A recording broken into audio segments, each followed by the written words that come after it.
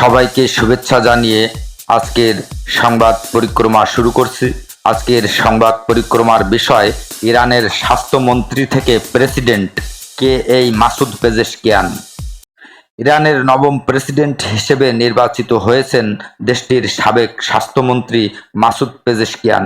৬৯ বছর বয়সী সংস্কারপন্থী এই নেতা সাবেক পারমাণবিক আলোচক ও কট্টর রক্ষণশীল সাইদ জালিলিকে হারিয়ে ইরানের প্রেসিডেন্ট নির্বাচনে জয়লাভ করেছেন।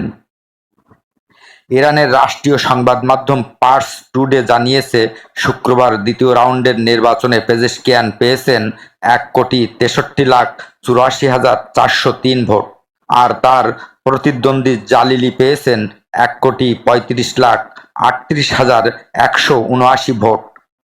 কট্টরপন্থীদের ব্যাপক প্রচারণার মধ্যেও তিনি নারীর অধিকার, সামাজিক স্বাধীনতা ও অর্থনৈতিক সংস্কারের ঘোষণা দিয়ে এই নির্বাচনে অংশ নিয়েছিলেন। এ কারণে ইরানের নারী ভোটারদের মধ্যে তার জনপ্রিয়তা বাড়তে থাকে। এখন দেখে আসি কে এই মাসুদ পেজেশকিয়ান। ১৯৫৪ সালের ২৯ সেপ্টেম্বর ইরানের উত্তর পশ্চিমাঞ্চলীয় আজারবাইজান প্রদেশের মাহাবাদ শহরে জন্মগ্রহণ করেন মাসুদ পেজেশকিয়ান। স্কুলের পাঠ এবং প্রথম ডিপ্লোমা ডিগ্রি অর্জনের পর তিনি ইরানের দক্ষিণ পূর্বাঞ্চলীয় জাবুল শহরে সামরিক বাহিনীতে যোগ দেন। তবে সামরিক বাহিনীতে বেশিদিন স্থায়ী হননি মাসুদ পেজেশকিয়ান। তিনি সিদ্ধান্ত নেন চিকিৎসা বিজ্ঞানে দ্বিতীয় ডিপ্লোমা করবেন।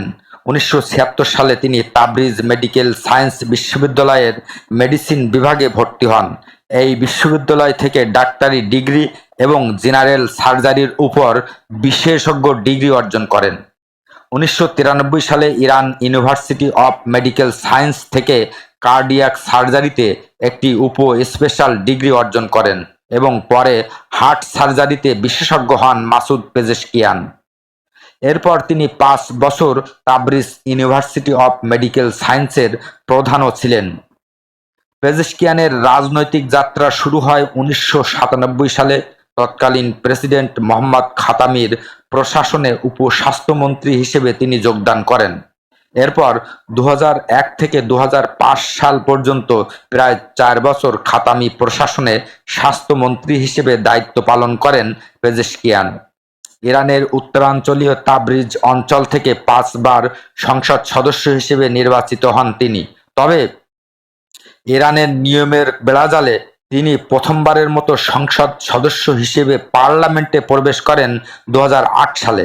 দেশটির ১০ম জাতীয় সংসদে তিনি স্পিকার হিসেবেও দায়িত্ব পালন করেন এবং চলতি বছরের প্রথম দিকে যে সংসদীয় নির্বাচন অনুষ্ঠিত হয়েছিল তাতে আবারও তাবরিজের প্রতিনিধি হিসেবে বিজয়ী হন। মাসুদ পেজেশকিয়ান এর আগেও ২ বার প্রেসিডেন্ট নির্বাচনে প্রতিদ্বন্দ্বিতা করেছেন।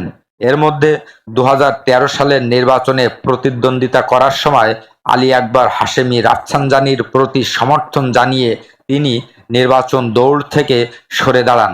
আর সবশেষ ২০২১ সালে নির্বাচন করার জন্য তিনি নাম রেজিস্টার্ড করলেও তখন ইরানের অভিভাবক পরিষদ তাকে অনুমোদন দেয়নি।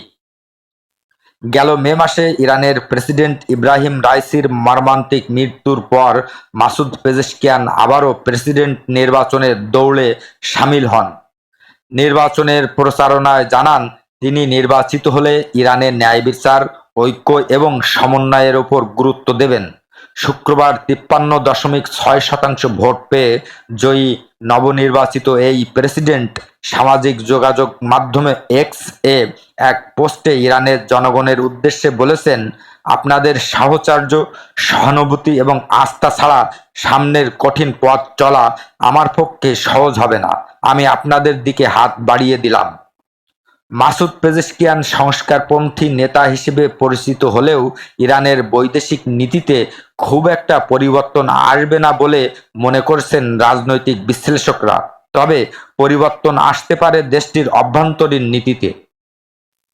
গেল মে মাসে আজারবাইজানের সীমান্তের কাছে ২টি বাঁধ উদ্বোধন করেন ইরানের প্রেসিডেন্ট ইব্রাহিম রাইসি। এরপর হেলিকপ্টারে চড়ে ইরানের উত্তর পশ্চিমের তাবরিজ শহরের দিকে যাচ্ছিলেন তিনি ও তার সহযাত্রীরা। পথিমধ্যে পাহাড়ি এলাকায় দুর্ঘটনার কবলে পড়ে তাদের বহনকারী হেলিকপ্টারটি।